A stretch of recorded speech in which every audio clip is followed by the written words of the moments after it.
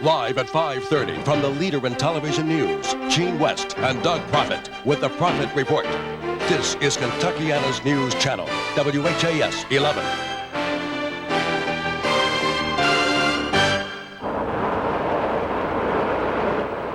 Day 2 of Kentuckiana's worst winter storm turns the 16 inches of snow into an icy mess. Pat, are you willing to go to Bob Baptist East? And local hospitals depend on four-wheel driving volunteers to rescue nurses, doctors, and patients.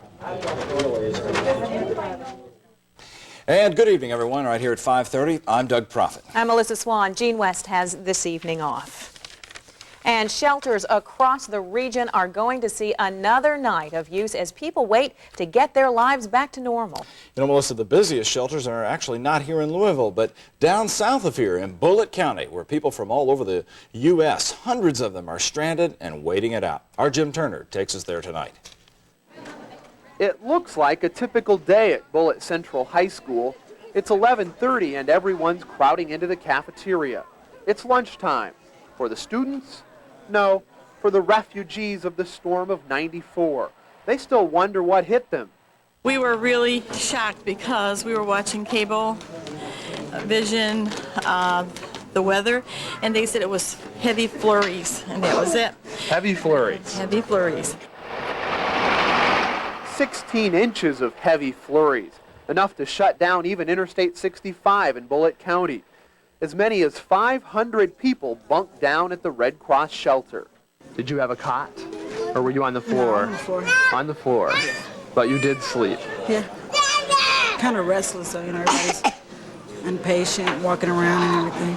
May I have your attention, please? What do you do when you're stranded? You eat, you sleep, or you wait in line for the pay telephone. Why all the calls? Look at the collection of license plates. Texas, Michigan, Wisconsin, New York, Ohio, Tennessee. The list goes on. Everyone inside is thankful for the shelter. They were thankful last night, and they'll be thankful tonight when it's time to go to bed, but it isn't home, and many of the people here are afraid they might be stuck here until Thursday or even Friday. And life here, according to Carol Hopp, is busy. Lots of people coming in all night long, but at least it was warm and a place to be. beats sleeping in your car, right? I very much beat sleeping in your car. We were safe and we were off the road. That was important. And hey, there's time to mix and mingle. Just browse and see what's going on in Louisville. Jim Turner, Kentuckiana's News Channel, WHAS 11. Well, about a quarter of the people at the shelter down in Bullitt County are local. The storm knocked out power to their homes. Everyone else is from other states or other cities in parts of Kentucky. The shelter at Bullitt Central High School is going to stay open as long as it is necessary. And of course, the snow isn't the only problem that we're dealing with tonight. We're also trying to survive some bitter cold temperatures. Of course, it's bad in Bullitt County as well. Our Chuck Taylor has been talking to our storm team trackers in Bullitt County. Chuck, what are they telling us? Well, Don Carter down in Mount Washington in Bullitt County reports a temperature right now of about 6 below, and to our south, temperatures tonight will be around 12 to 15 below zero. It's 6 below in LaGrange, 6 below in the Knobs, and even at Seymour right now, 7 below zero. Well, it looks like we are going to see a record-tying temperature tonight of 14 below zero. Of course, earlier today we set a record with 10 below, and we do have a wind chill advisory in effect for tonight with those wind chills of 25 to 35 below zero. I'll be back with a very cold forecast and a mention of a little bit of snow in a few minutes. Okay, thank you so much, Chuck. Well, if the snow wasn't enough to complicate everyone's lives, and if the below-zero weather isn't scary enough, now comes the real worry for a lot of people here in Kentuckiana. It is their stranded cars. Governor of Kentucky wants them towed off interstates and expressways. He's ordering it, and you will pay some kind of fee. Mark Hebert has the latest. Stranded truckers got their wake-up call at 6 a.m. The long line of 18-wheelers could now weave their way through abandoned cars to escape Interstate 71 in Kentucky. Snowplow drivers had done their job despite the obstacles. Temperatures drop. We can't move this snow as easily as we did earlier today, and we've got a lot of cars that have been abandoned. As daylight arrives, four-wheel drives hit the streets. So do others, but they pay for not heeding warnings about bad roads. Daylight also reveals clues about the people who left their cars in the middle of I-71 last night. A lot of out-of-staters with baby seats, maps, and food filling their cars. A note on a dashboard.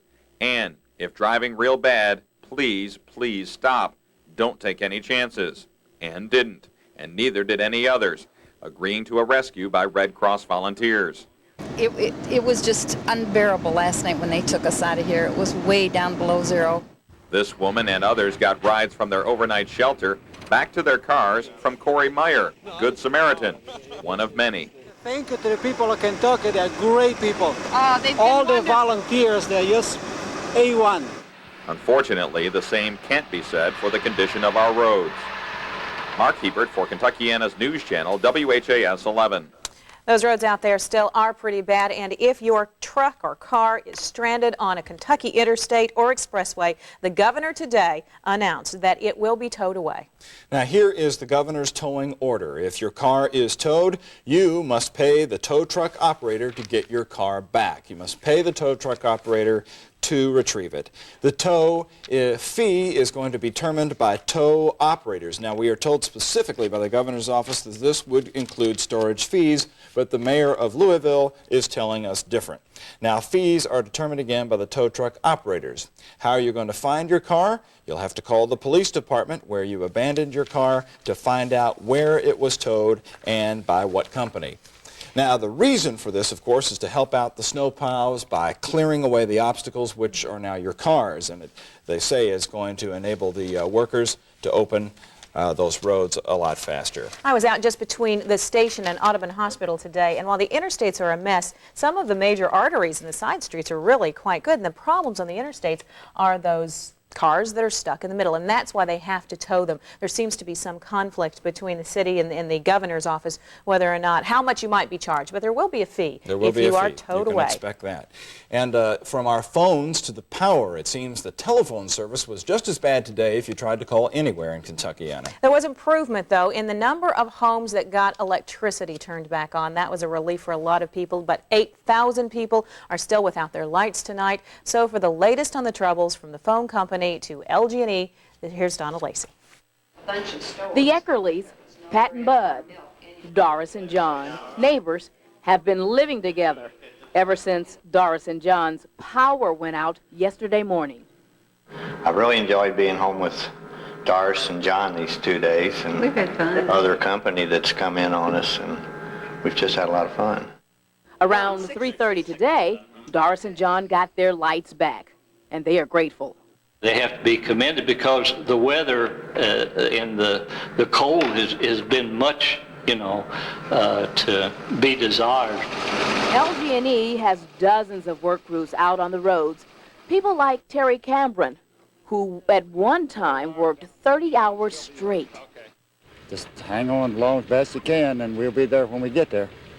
They're working on it, and everybody's working as hard as they can. As cold as it is, you can't do a whole lot.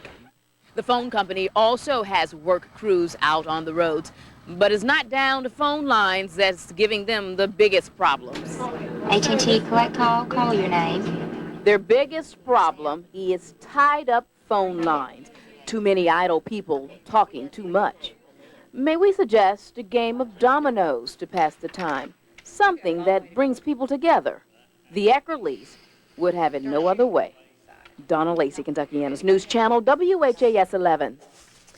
And we have a progress report for you this evening. We have been tracking the progress of a group of Stewart Middle School students. They were on a field trip in Forsyth, Georgia. They have been trying to get home for a couple of days. For anyone connected to those students, we are now told that they have made it to Bowling Green. They are safe and sound, but they're stuck now in Bowling Green, and they're still headed in the right direction. But Bowling Green, it looks like tonight for the Stewart Middle School students. Quite a field trip adventure. Coming up next, the latest storm team forecast from Chuck Taylor. We are going to get warmer weather. We're going to have to wait for it just a few more days. Stay with us. We'll tell you all about it.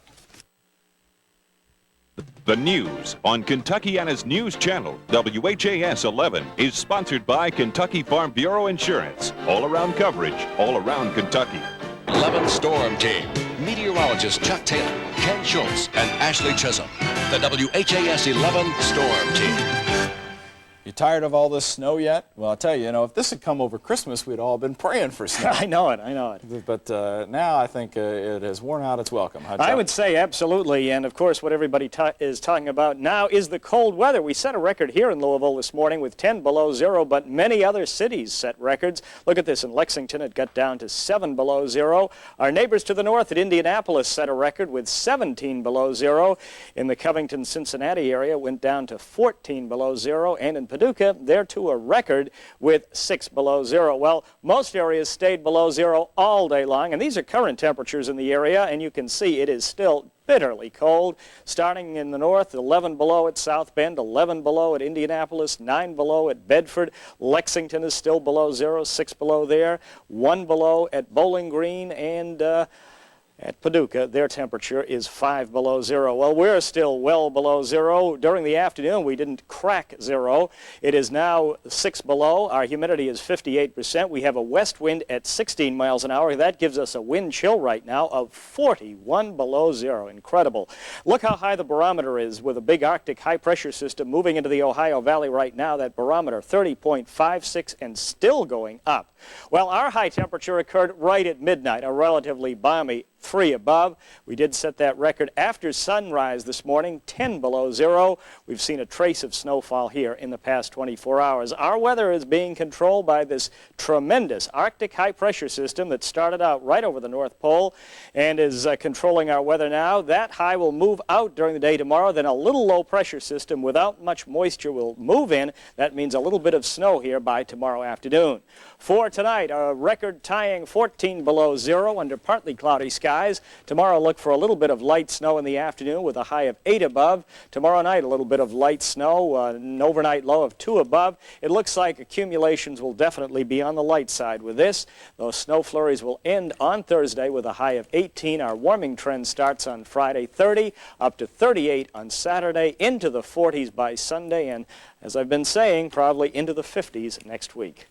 Ice already forming on the Ohio River. I know it. It's going to be a tourist attraction soon. People will go down there and look at it. Down by the riverside. Another busy place is the Snow Command Center in downtown Louisville. Today they determined also there which roads will get priority plowing over the next few days. Keeping track of developments on day 2 of our emergency is the News Channel's Lisa Chiava. She is live there at the Command Center. And Lisa, I guess the biggest debate tonight is this towing from the interstates. What's happening with that now? Well, you pointed out correctly that there was a conflict between the governor and the mayor. It seemed the governor spoke in a statement, and the mayor and the county judge wanted to find out what the situation really was in Jefferson County. So some people got some misinformation based on what the governor said to them early today. People were calling, flooding the phone lines based on what they heard the governor saying. And the mayor and county judge wanted to clear up how people misinterpreted it, and were calling here to find out what was going on with the towing situation. Jefferson County is going to be handling towing a little bit differently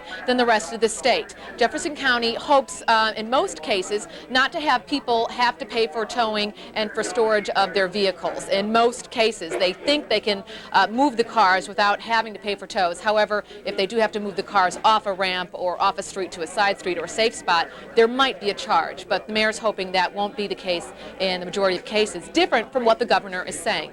Melissa, Doug? That's right, Lisa. We called the governor's office to get specifics earlier today, and they gave us this rundown that there were going to be towing fees involved. It would be up to the tow operators, and they mentioned storage fees. Now, do you think that the two leaders you talked with are confident that nobody's going to be charged for anything? Up to the tow operators, isn't it, Lisa? Well, they're saying in most cases, they're hoping that the car won't have to be moved so far away from where it started that there would have to be a storage fee. They're hoping they can accomplish clearing the roadways and moving these cars without moving the cars all that far from where they started, so that you won't show up and your car be nowhere around and think, oh, I've got to find my car in some lot somewhere. So in the majority of cases, they're trying not to do that. And the mayor and county judge realize that it's an inconvenience for people. Melissa, Doug? And what we have to keep in mind here is the governor's talking about a state emergency, and these folks are talking about a Jefferson County emergency, and there may truly be differences in how things are carried out. Jefferson County is a special case, and they're going to be handling it that way, Melissa. All right. Thank you very much, Lisa Chiava. Something we're all wondering about because of that. Okay, we also need to let you know that Jefferson County Public Schools, they have called off school for tomorrow. Most of the schools in our area have done so. As we said a bit earlier, the University of Kentucky is going to try to open its doors in Lexington tomorrow, but most of our schools, public, private, all the schools will be closed tomorrow for the third day. And we'll be back right after this. Few things that the snow can't stop. Women still give birth. People still need medical care. And during this emergency, we have seen an incredible outpouring of goodness from all the hospitals. As Ann Jewell reports, transporting hospital staff to work is a round-the-clock operation. He's already got as many people as he can pick up. Are you familiar with Hospitals do operations all the time, but not ones like this. No scalpels here. Pat, are you willing to go to Baptist East? Operation Snow requires telephones and transportation. I've got a driver. I got drivers. Just give me locations. We'll get them going. Obviously, there's no way to fully prepare for a tragedy or a disaster of this type, but we do have a disaster plan that we have used in the past. And it works. Hospital staff are divided into zip codes. And as we go out to get people, then we'll take people home if they've been here since Sunday. Mary Jane Hoban is an anesthesiologist. Thanks to Operation Snow, she's headed home for now. Hopefully, I'll be able to get back here tomorrow. You got a pretty good system going here. Yeah, they've really worked hard to get people in and take care of all of us. You doing what? Getting ready to take a nap? Take a nap. Here's where they sleep, a hospital auditorium. Hospital people, I think, are special people anyway, but in times of disaster, they do what they have to do. Got to get it done, man. That's Ann Jewell, Kentuckiana's News Channel, WHAS 11. And again, the hospitals say Kentuckiana has been a huge help providing transportation during the snowstorm. I was at another hospital this afternoon, and a group of nurses were getting ready to leave. Their four-wheel drive was pulling out, so they were going home. Many of them have been there for 2 and 3 shifts. Four-wheel drives came through. I know that as we would put a number on somebody or a hospital that needed help, they would get calls instantly. We'd call them back. Are you okay? Yep, we got 20 calls right away, and they all showed up. And the interesting story that I heard today is some people who brought their relatives into the hospitals would then ask, do you need any doctors, nurses to go home, any transportation for them? So what do you think about the storm of 1994? When we come back here at 5:30, you're going to hear what people are saying on our Kentuckiana call-in lines. The news comes right back on WHAS with your opinions. Bestsellers. And the News Channel Storm Team coverage of the storm of 94 is going to continue right here at 6. Gary Rodemeyer joins us from the newsroom now with a preview of what we'll have during our next half hour. Gary? Yes, indeed. Our snow coverage continues tonight at 6 o'clock for a full half hour with the one thing that most everybody has been talking about today. Can you believe how cold it is? 16 inches of snow and now sub-zero temperatures. We'll show you the problems the weather has caused. Plus, emergency crews have to help each other before they can help us. And can you imagine having a baby in this weather? The latest addition to WHAS arrives during a blanket of white. The coldest night in decades is next on the list. Coming up for Kentuckiana, we'll have that story in just a moment. Thank you, Gary. See you in just a couple of minutes. And it's what we've been talking about for the last couple of days. What else would people in Kentuckiana be talking about but the snow? It's a history-making event for Louisville. It affects everyone, and that's why it's a popular topic on our Kentuckiana call-in. It just seems like nowadays that when times are bad, it brings out the worst in people. Instead of out here helping people, they're out here charging to pull you out of the snow. I think the snow is really pretty, and I think that everybody should go out. Looked like the National Guard would bring the big vehicles up and down the interstates to help the motorists out there. That's what we pay our taxes for. Tell the mayor to get Oak Street and some of these other main thoroughfares cleared and to close the damn meeting club or whatever you want to call the stupid thing he's operating now with city tax dollars. Well, some of your opinions, we air them here on Kentuckiana Call-In, whether you may sit at home and like them or not. 571-1101, they're the views of people in Kentuckiana. You can continue to call us about the snow, tell us how you're handling it, tell us how you're coping with it, and we know there's a lot of people doing a lot of good things out there. Call us also and tell us about them. That's right. Cabin fever, you've heard of that. Makes people a little testy from time to time. We'll have more at 6. Gary Grodemeyer is right upstage to join me. Thanks for watching. Stay here with WHAS. Good night.